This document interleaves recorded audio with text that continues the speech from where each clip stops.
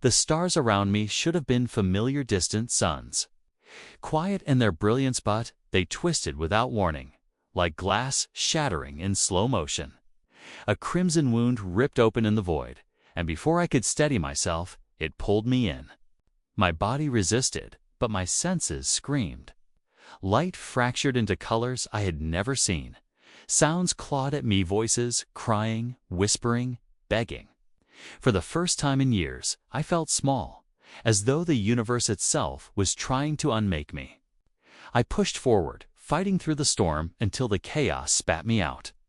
Below stretched a world that carried scars deeper than any I'd known. Cities burned in the distance, their smoke choking the horizon. Craters scarred the land, blackened from bombardments. Even from the sky, I could hear it, the rhythm of war. Constant and merciless. I landed hard on broken stone, dust curling around me. The air was heavy with ash and fear.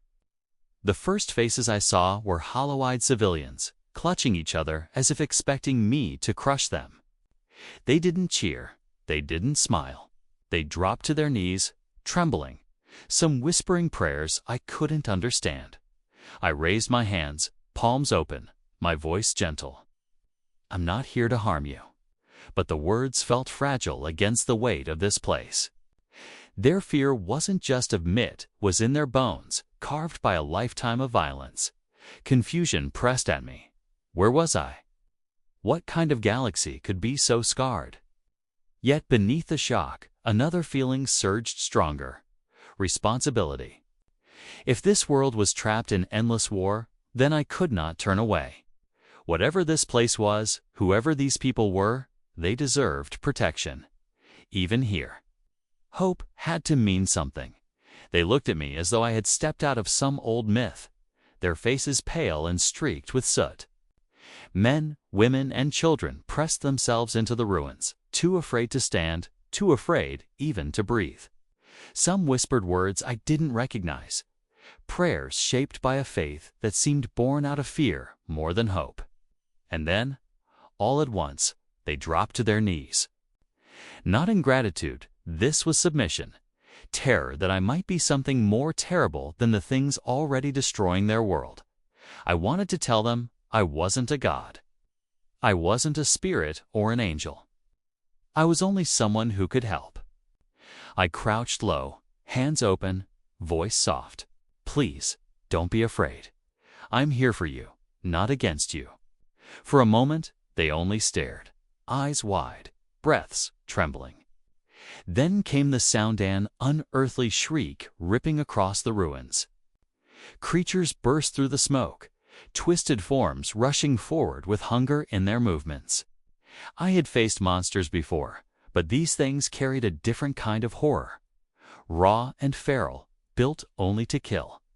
I didn't hesitate. Heat seared from my eyes, cutting through the first wave. Stones shattered under my fists as I threw myself into the swarm, each blow breaking their advance. Behind me, the civilians cried out, not in fear of me this time, but in awe that something stood between them and death. When the last creature fell silent, the ruins echoed with nothing but ragged breathing. I turned back to them, bloodless, unhurt, but carrying the weight of their stares. I had never seen such hopelessness in human eyes, and I had never felt responsibility pressed this heavy on my shoulders. If this was their world, then I had no choice but to stand for it. The soldiers came in formation, boots pounding against the cracked stone, weapons raised as though every shadow might strike at them. Their uniforms were scorched from battle, their faces carved by exhaustion and years of discipline. They saw me standing in the open, and the fear in the civilians turned into something sharper in their eyes. Not relief, suspicion. Orders snapped through the squad, voices harsh, drilled into them by endless campaigns. Lasguns lifted, aimed straight at me. I felt the hum of power in their barrels, but I didn't move. I could have disarmed them in less than a second, could have stood against all their fire without a mark, yet I stayed still. My hands stayed open, my voice steady. "I'm not your enemy." They didn't listen. Fire streaked through the air, red lances hammering against my chest. Each impact burned hot but harmless, the energy scattering across my skin. Smoke rose from my cape, the ground scorched at my feet. Still, I didn't fight back. Their fear wasn't cruelty, was training, reflex. One of them, the officer, barked louder commands, his eyes never leaving me. He made the sign of their faith, whispering something about a god-emperor, as if my very presence demanded purification. Around him, the others repeated the gesture. Their discipline unshaken even while their weapons proved useless. In their eyes, I was no savior. I was a threat, a possible corruption, a heretic waiting to be judged. I could see it the way faith had been hammered into them, leaving no space for doubt or mercy. When they pulled back to report, I understood. In this place, power alone wasn't enough. Law and faith ruled above reason, and anything outside their narrow order would be met not with gratitude, but with fear. Chains weren't necessary, but they bound my wrists anyway, iron biting against skin that could not break. Soldiers led me into the chamber, torches burning low, the air thick with incense and distrust. At the far end stood the inquisitor, robes black as void, eyes sharp as blades, voice heavy with judgment. "State your origin," he demanded, each word a strike. "What world spawned you? What power sustains you?" "I come from a place beyond your stars," I answered, keeping my tone calm. "My strength comes from the sun, from its light. I use it only to protect." His lips curled, neither convinced nor comforted. Light, or corruption in disguise. Demons wear many masks. Chaos speaks in honeyed words. Do not think me blind. I stepped forward, guards tensing, rifles snapping up. I am not a demon. I fight to preserve life, not destroy it. The Inquisitor's eyes narrowed. Preserve. In this galaxy, survival demands obedience. Mercy is weakness. Compassion is rot. Who taught you these lies? Back home, those words would have been unthinkable. Here, they were law. Hope isn't weakness, I said firmly. It's the reason humanity endures. If you strip it away, what remains? His silence weighed heavier than his questions.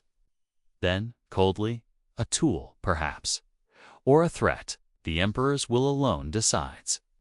Until then, you are neither savior nor hero, you are anomaly. I felt their stares, every guard ready to burn me down at a single command. Back home, people saw a symbol when they looked at me. Here, I was nothing more than a question, waiting for judgment. And for the first time in a long while, I realized that my greatest battle here might not be against monsters, but against the fear rooted in human hearts. The ground shook before the enemy even appeared, a rolling thunder that seemed to rise from the earth itself. Soldiers braced in their lines, bayonets fixed, voices sharp as they shouted litanies of faith. I stood at their center, the Inquisitors. Final words still ringing. Prove yourself, or die with them. The sky split with a roar. From the storm poured creatures that no world should have birthed, demons clothed in fire and shadow.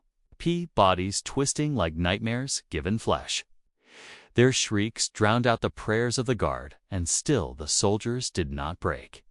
They fired volley after volley, last guns spitting light. Courage holding them in place even as the swarm pressed closer. I moved before the first line collapsed. Heat lanced from my eyes, cutting through the leading wave, ash raining across the battlefield. I rose into the air, faster than their corrupted wings, fists breaking through their monstrous hides. Claws raked across my cape, fangs snapped at my throat, but none of it pierced me. Still, the horror was real, so many. So relentless, a tide that could drown entire worlds. Around me, men and women fought with a resolve I had never seen, dying without hesitation for a cause they barely understood. Their bravery deserved more than a grave. I threw myself deeper into the horde, every strike shaking the ground, every breath a promise that no one here would fall alone. When the last demon crumbled into smoke, silence crashed over the battlefield. The soldiers stared at me, eyes wide, lips moving in whispers. Angel, saint, savior. But behind them, the Inquisitor's gaze remained cold, calculating. To him, I was no miracle. I was power unbound.